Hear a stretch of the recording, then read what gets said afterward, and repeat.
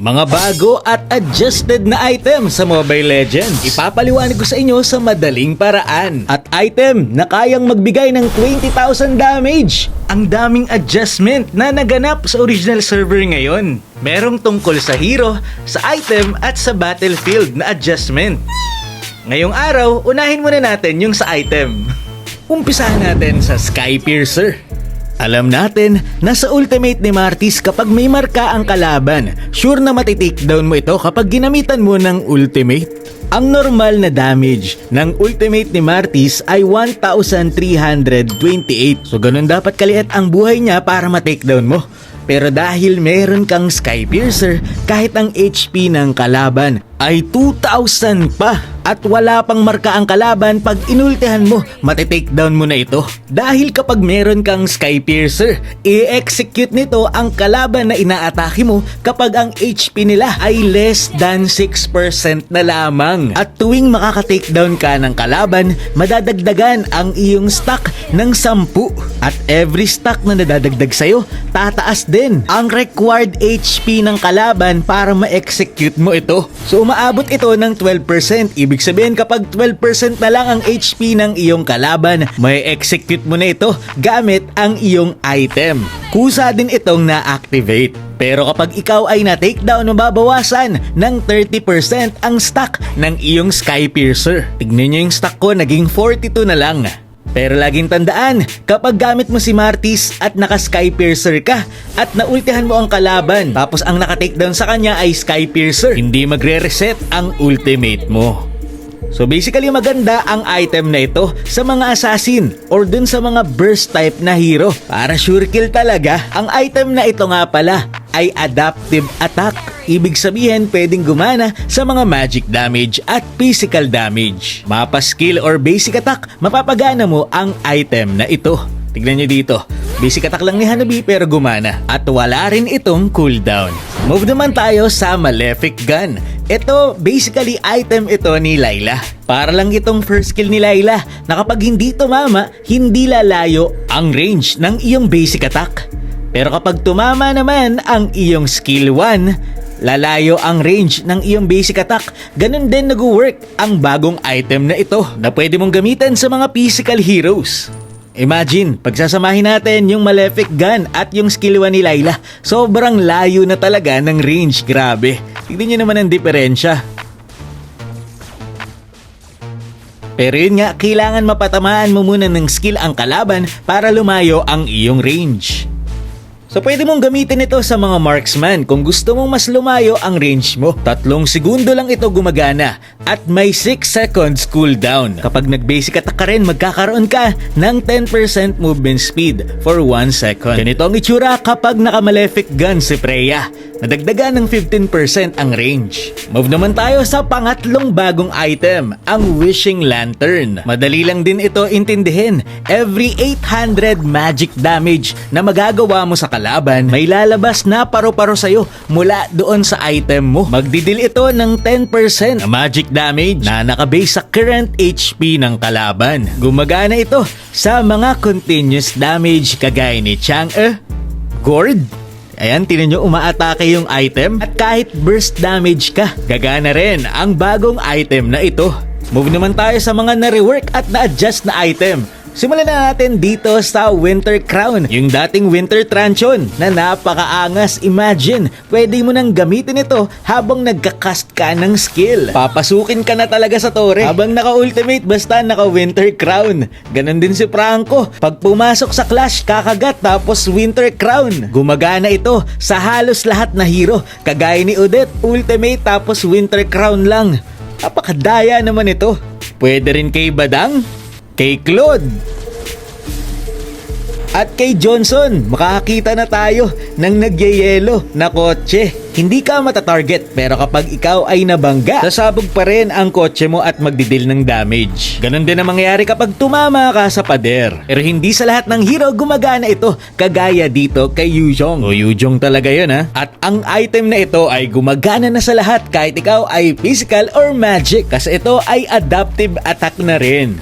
Ayun makakapag-ultimate na ng payapa itong si Gord. Ang problema, hindi niya magagalaw ang ulti niya. Next natin, isa sa mga paborito ko ay ang Queen Swing na na-rework. Napakaangas na nito guys dahil kapag below 40% na lang ang iyong HP, marereduce ang cooldown ng skill mo ng 2 segundo. Ayan, papakita ko sa inyo. Kalid ang gamit ko dito, naging 10 seconds na lang ang cooldown ng skill ko dahil gumana yung Queen Swing. Ang laking tulong nito kasi imagine, nasa clash ka, nagamit mo na lahat ng skill mo, pero gumana yung Queen Swing, possible ka pang maka-out. At ang pinaka-OP naman na item na na-rework ay etong Thunderbelt. Pakinggan nyo ito ng mabuti. Every 4 seconds, ang basic attack mo ay magdideal ng true damage. May slow din ng kalaban ng 99% for 1 second. At hindi lang yun. Dahil tuwing napapagana mo ang passive ng Thunderbelt, madadagdagan ang iyong stack dito. Depende kung ilan ang tatamaan ng iyong enhanced basic attack. At umaabot ang stack ng 9,999. Grabe! Ang OP ng stack nito dahil kada stack mo madadagdagan ka ng physical at magic defense. Tapos makocompute ito. Sasamahin ang total physical at magic defense plus 50 at yon ang magiging damage ng iyong enhanced basic attack na true damage. Tapos magbibuild pa ako ng defense item. Kaya yung damage ko ay umaabot ng 21,000 true damage. Makaka one hit ka na talaga. Tignan mo naman yung damage nito sa Elemental Lord kapag naka full stack. Nasa 4 hits na lang kahit yung maximum HP at kunat ng Lord. Grabe. Pero wag kayong mag-alala, mahirap naman abutin ang full stack dito kasi tuwing magbe-basic attack ka lang sa hero, saka lang ito magkakaroon ng stack. Ibig sabihin, kahit ikaw ay mag-basic attack sa mga jungle monster, hindi makakadagdag ito ng stack. Pero gagana naman yung passive na enhanced basic attack. Ang effect nga pala ng Thunderbelt ay nababawasan ng 50% kapag ang gamit mo ay marksman at mage. Kahit mag-skill ka rin sa kalaban kagaya ng skill ni Ruby, hindi ka magkakastack. Kailangan talaga kung hindi basic attack. Dapat yung skill mo ay nagdidil ng basic attack damage kagaya ng skill 1 ni Aldous, yung skill 2 ni Hellcurt. Nakabase yan sa basic attack damage. Ganon din ang second skill ni Sylvana at sa passive ni Benedetta. Pero so far, maganda pa rin talaga ang item na ito. Move naman tayo sa Clock of Destiny. Pero umpisa natin sa Elegant Gem. Napakaganda ng item na to. Dahil kapag bumaba ng 50% ang iyong HP, magre-recover ng 15% ang HP mo for 3 seconds. Ganun din sa mana. Kapag bumaba ng 50% ang mana mo, mare-restore ang 15% nito sa loob ng 3 segundo. Ibig sabihin, gumagana rin ito kapag Clock of Destiny na ang item mo. May cooldown ang passive nito na 60 seconds. Yung kulay red, cooldown yan ng HP recovery. Yung kulay blue naman ay cooldown ng mana recovery. Yung mismong Clock of Destiny din, iba na rin ang passive. Every time na magdidil ka ng damage sa kalabang hero, magkakaroon ka ng 1 stack na magbibigay ng 5 to 12 hybrid defense. Ibig sabihin, magic at physical def na nag-i-scale sa level. 6 stacks ang maximum stacks nito. 6 times 12 ay 72 na physical at magic defense sa late game. Solid. Ang War Axe at Bloodlust Axe naman ay pinagsama na. Kung mapapansin nyo dito, walang spell bump etong si Jawhead. Pero pag nag-build ka ng War Axe, magkakaroon ka na rin ng spell bump. Kapag din naabot mo ang max stack ng War Axe na 6, ang mga damage mo ay magdidil ng true damage. Mapa basic attack man yan or skill.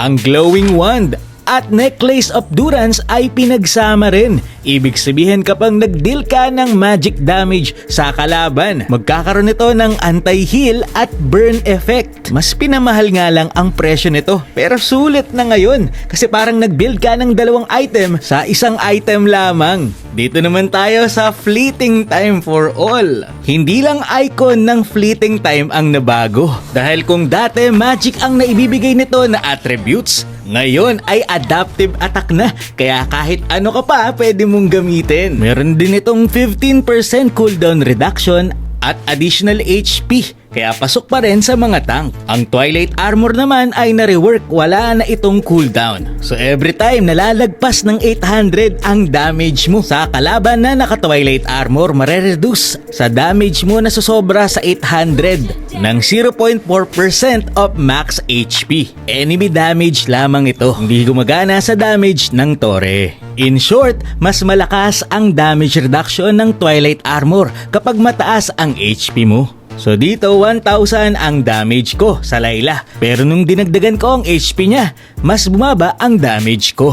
Ang Flask of the Oasis naman ay na-nerf. Kung dati kapag hinil mo ang kakampi mo, within 5 seconds kapag nalow ang HP niya, gagana agad ang passive ng Flask of the Oasis. Pero ngayon dapat 3 seconds after mong mahil, saka maging low health ang kakampi mo para gumana ang passive ng Flask. Yung Berserker's Fury naman pinamura, samantalang ang Windtalker naman ay dinagdagan ng plus 20 physical attack.